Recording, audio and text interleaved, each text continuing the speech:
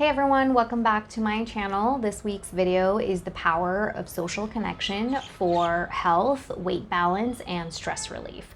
So social connection is one of those things that we prioritize the least when we're really focused on our health goals. Instead we spend time on figuring out the perfect diet or making sure that we're exercising. All of that is important, but another piece of that puzzle is also being well connected and feeling that you have meaningful relationships in your life. So that's why this week's topic focuses on social connection. So I'll be diving into why it matters and what you can do to strengthen your social connection with others. But before I dive into that, just a brief introduction in case you're new here. My name is Chaitni. I am a health coach and nutritionist. I help clients with weight balance and stress management goals through healthy habit formation, positive lifestyle changes, and mindful and intuitive eating practices. All of this without dieting, no diet required. Aside from that, if that's something that interests you and you enjoy wellness, you can subscribe to my channel here. I also send out bi-weekly blogs on self-love and self-care reminders. So if that's more of your jam, make sure to sign up for that. The link for that will be in the description. And lastly, you can follow me on Instagram at Imperfect Bodies by C Modi. So without further ado, let's get into this week's topic. So the number one question is, why does social connection matter for my overall health, right? One of the reasons is when you have these meaningful relationships, it really helps with stress relief, it helps you sleep better, and it also helps you achieve your weight maintenance or weight loss goals because you know you're not doing it alone. You have a squad that's cheering for you. You also have a support system, and you know that you don't have to do it on your own, and it gives you a sense of hope and a sense of feeling whole. So that's where that social connection comes in. And if we're specifically talking about mental health benefits, it can really help you cope with stress management. It's a great way to to deal with your stress. And I know when you're really stressed out and you're in the midst and in the thick of everything, you don't really want to be around anyone. You just want to focus and get your work done, and you really want to solve that problem and you want to not feel stressed. But what really helps is taking some time to connect with others and to have a nice conversation, an uplifting conversation, or just to laugh with somebody else, or just to know that there is someone out there who cares about you. So that's where it makes a huge difference. It also releases the feel-good hormone, oxytocin, and who really doesn't want to feel good? So if nothing else, just for that, it can be a huge mood booster, as well as really kind of help you feel like you don't have to do everything on your own. So those are some of the mental health benefits of it. And physically, obviously, besides feeling less lonely and less anxious, physically, when you look at the benefits, there are studies that show that social connection can actually help lower blood pressure. It leads to longer lifespans. It also leads to better immune function. So you do have those physical benefits as well.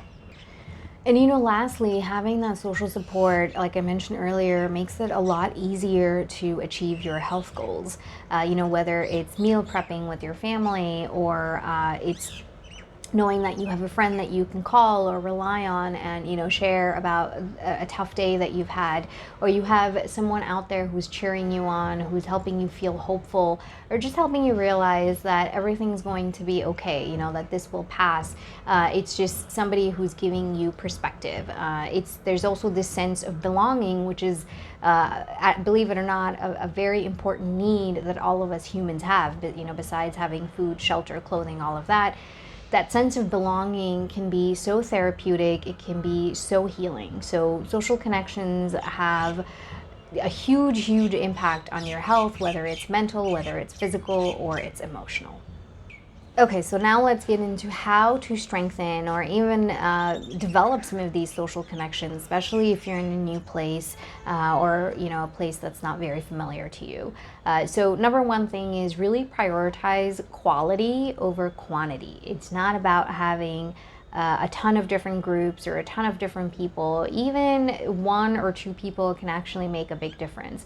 To give you a personal example, when I moved from the suburbs to the city.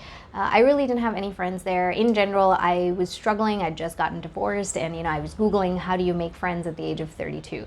So that was my life at that point. I can smile about it now, but back then it was not pretty. I joined some kind of group, or I don't know, I connected with someone online, and I met a very good friend of mine, whom I'm not going to name here because it's personal. But she really changed things for me. She said we would have a standing date every Tuesday, and we did that every Tuesday. I knew after work there was somewhere I had to be, there was someone waiting for me. We would just go out, grab an early dinner, call it a night, and that was it. But it was something to look forward to.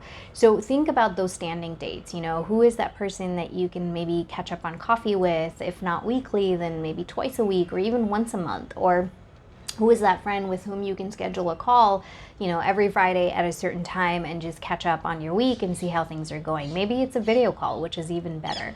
So think about that quality and not that quantity. It's just a couple of people that can make a difference. And whether you do it over your phone or in person, it doesn't matter. It just has to have that feeling of belonging and feeling connected to someone else. So figure out what works for you. Like I gave you a few suggestions. Maybe it's having that video call with a friend of yours, or a phone call every week or every couple of weeks. It's meeting someone for coffee locally, or it's maybe belonging to a sports team, or signing up for some kind of class that you've always wanted to take, maybe a hobby of yours.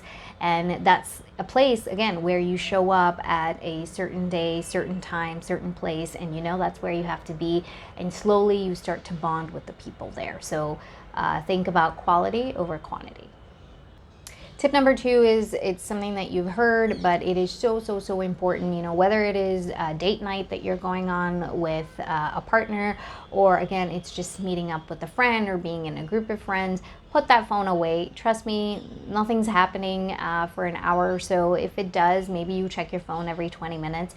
But other than that, keep that phone away because it really takes away from strengthening your bond with the other person and actually being present, because otherwise what's the point? You might as well sit at home and play with your phone. So if you're going to be there with your phone, you might as well not be there unless of course it's a work call or something that's urgent. I get it, but otherwise try to be present with the people, because just like you, they're showing up to feel connected, to feel like they belong, and to feel like they have a tribe of their own.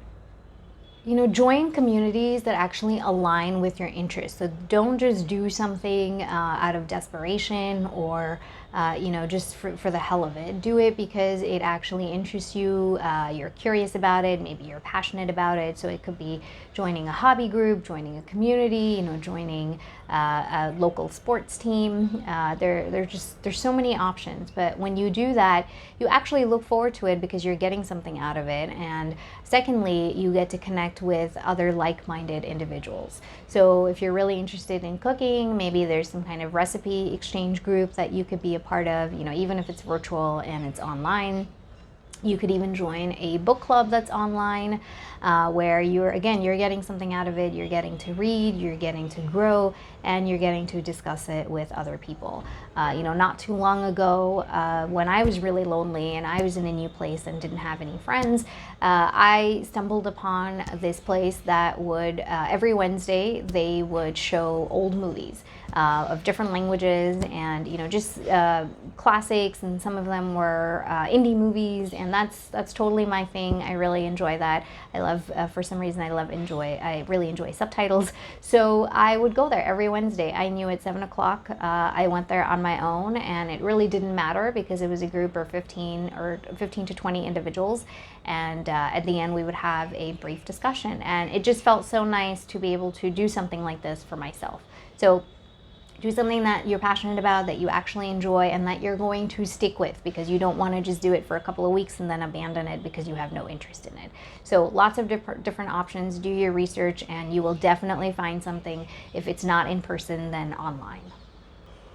Okay, another tip to strengthen your social connections, or even work on them is to volunteer or to help someone. You know, maybe you help a coworker with a project, or maybe there is some kind of organization, local organization that you feel very passionate about.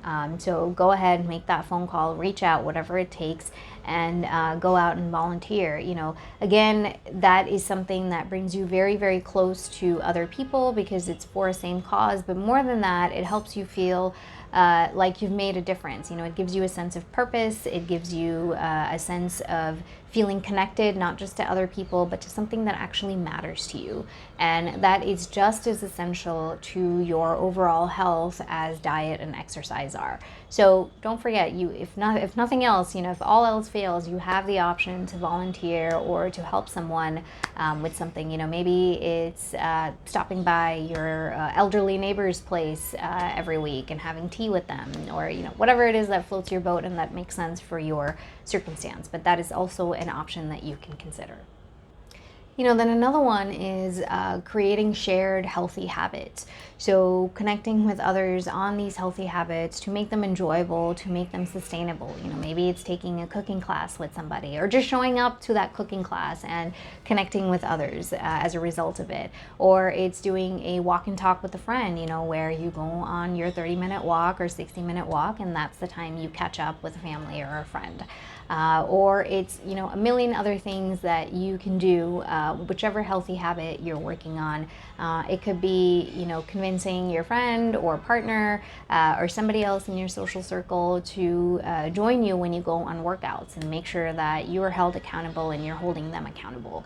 You know, again, many years ago, I had just moved. I had, you know, I think maybe one friend, and that was it. And I wanted to get out there and get to know people and do things, and I joined a workout group. It was an outdoors workout group that another friend of mine had told me about, and it was one of the best decisions that I ever made. You know, I can't tell you how much I looked forward to going there every evening at 5 or 5:30, knowing I would see the friendly faces, you know, knowing how inspired I would feel by the people who are pushing themselves, knowing that I would learn something new, maybe a new exercise or a new move, and knowing that I would actually walk away feeling really good and feeling and knowing, and with a big smile on my face. So anything that, if, you know, feels good to you, that you resonate with, this is definitely an option that you have. You can make it healthy, because if that is one of your goals, whether it's weight maintenance, weight balance, whether it's stress management, you can do it together with other people. It could be even experiencing and exploring new activities, you know, doing an ice bath with somebody, or doing red light therapy, you know, or getting massages. So lots of different options that you have, and you can combine these experiences with your health goals. So those are some of the tips you have, and just, you know, one more bonus for anybody who has indulged in emotional eating. I'm going to raise my hand as well.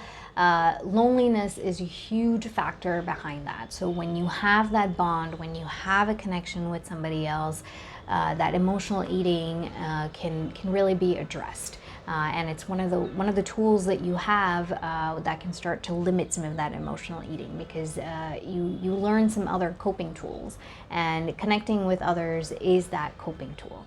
So I shared a few different ways. I've shared the importance of it. You know, what I leave you with is pick something that you're going to try, or pick one of the suggestions that I've made to strengthen your social connection, or to actually go out there and just talk to somebody and just get to know them without any judgment, without any expectation, you know, without thinking that there's going to be a friendship that's going to evolve. Just put that foot forward, just make that effort and see where it goes. If it goes somewhere, that's great. If it doesn't, then be proud of yourself for at least making the effort, because that's what matters the most. So thank you as always for tuning in. I will catch you here very soon. In the meantime, take really good care of yourself. Bye.